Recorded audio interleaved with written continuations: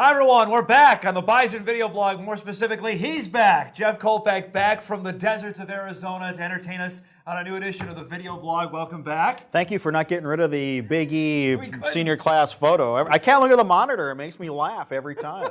More importantly, the nickel is in the right position now after a successful defense of the championship. It's located where it should be. Albeit the ugly side of the nickel, but I guess we'll have to live with it. All right, let's talk some hoops here because the Bison men's basketball team is on some kind of roll here, Jeffrey. 23 consecutive home wins after winning again on Saturday in convincing fashion, blowing out South Dakota. That's after taking care of Omaha on Thursday night. They sit in first place in the Summit League with maybe the season on the line, so to speak, this coming week, going to Denver and then South Dakota State. Never would have thought in a million years, with Taylor Braun leaving and Trayvon leaving and Marshall Bjorkman leaving, that this team would still maintain its winning streak at home.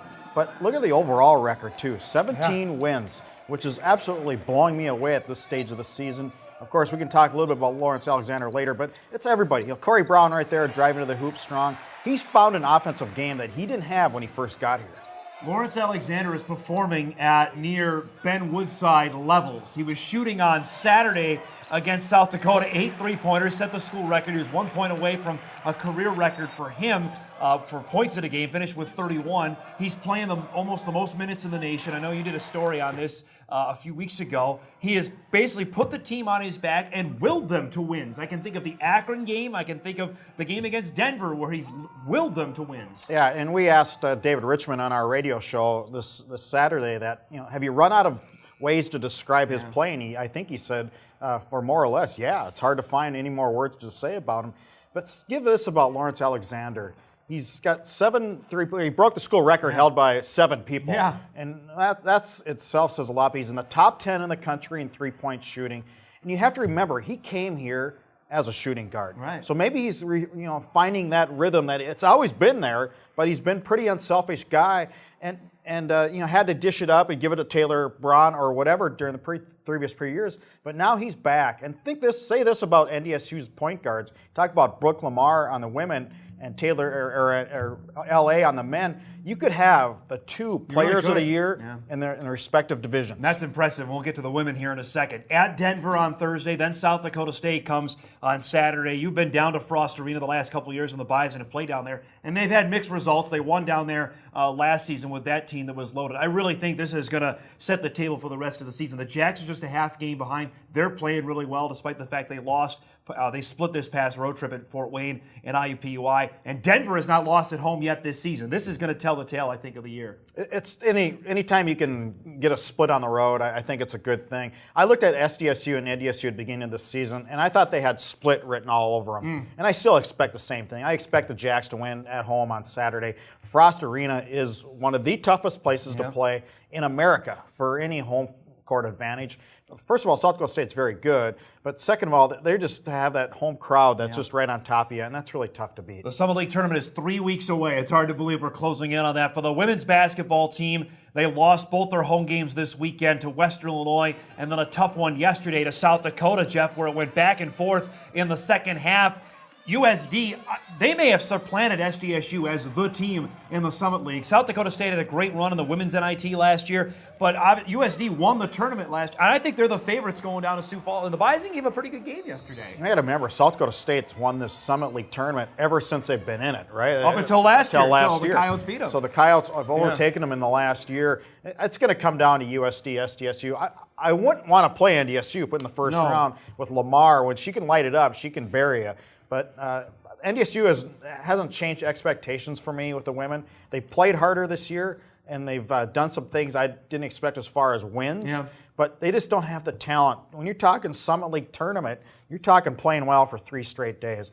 I think their goal is to surprise somebody in the first day and get to the semifinals. Which they have not done since 2009. They have not won a game at the Summit League tournament. There's 5-6, 6 in the standings. We've talked about Brooke Lamar's play. I want to talk about that play. Number 11 from Taylor Thunston, the true freshman who's been shooting lights out since the season began. She's really impressed me. She has. She's been one of the players, I think, been pretty steady. She's shown, obviously, a great marksmanship from the outside. But now here's a trick from Maren Walseth. She's got to find some pieces to go with those. With Thunstead coming back, Lamar's going to be gone. So there's a lot of work to be done as far as a recruiting angle. And that's what it's going to come down to. She proved she can coach this year. Yes. There's been no doubt she can coach. But the question we all have now is, can you recruit? And if you can't recruit, it doesn't matter how good of a coach you are. We've seen Holly Johnson take the next step. And if you're an NDSU fan, you hope she takes the next one in her senior year for 2015-16. But you're right, this is where recruiting has hurt them, where you've seen South Dakota pass them. South Dakota State has lapped them by. Even UND has made some strides, especially in the state, where you're looking at NDSU's got to find some home run hitters here in the next couple of recruiting classes to get back into relevancy. And when is the last time you saw a recruiting class for the NDSU women's basketball team and you go, wow, okay, they really got them?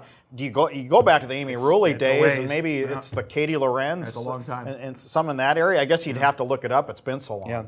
Let's talk college football because we love to do that. The big news that broke about 45 minutes ago before we taped is Vernon Adams has made it official. The Eastern Washington standout is leaving Cheney and the red turf, and he's going to go play for a little team named the University of Oregon, Jeffrey. Well, when you knew he was looking at it, you knew he was gone because you just don't look at something and say, I guess not, I'm going to stay in the FCS. He's got to win the job. There are 6 quarterbacks in the Oregon Duck camp. And 5 of those guys are in spring football. The one that's not in spring football is Vernon Adams. So he's going to have to come in the summer, and he's going to have to pass 5 guys on the depth chart, to get that starting job. Is there enough time? There is, because in the summer, you can get a lot done. And he can do this. He's just as lethal with his legs as he is with his arm, and that's why I think he's going to be the guy starting against his old team on September 5th. I firmly believe that. And the people who are rejoicing about this move probably live in Missoula, Grand Forks, and Bozeman. Yeah, and all up and down the Big Sky. Does that change the landscape of the Big? Let's start with the Big Sky, and then we'll get to the rest of the FCS, because I think it does. Eastern Washington's backup got some time last year when Adams broke his foot, and Eastern lost a game to Northern Arizona. I think this brings everybody, either it brings Eastern down or everybody else up for 2015. Well, say what you want about Eastern's quarterback situation next year. Their biggest issue is finding guys to tackle. Their defense was absolutely Oswego horrible proportions. They couldn't tackle you. No. Well, Marshawn Kopperich had 2 runs, and Big E will never let me forget it, where he got the ball and was not touched in that quarterfinal game between Illinois State and Eastern Washington. Now on the whole, my top 6 I put out to watch about 3 weeks ago. Eastern I had number 4 squarely because of VA coming back to play. With him gone, that changes that, and I think you tweeted this out right before we taped the show, that Carson Wentz becomes the top quarterback returning in the FCS, no doubt in 2015. The top 2 quarterbacks reside in the Missouri Valley Football Conference with Illinois State and North Dakota State and Trey Roberson. So those 2 guys are pretty equal. Trey is obviously probably a better runner. I think Carson's a better passer. So you have 6 dozen, half of another. Other than that, those 2 guys, and they proved it too by leading their teams to the title game.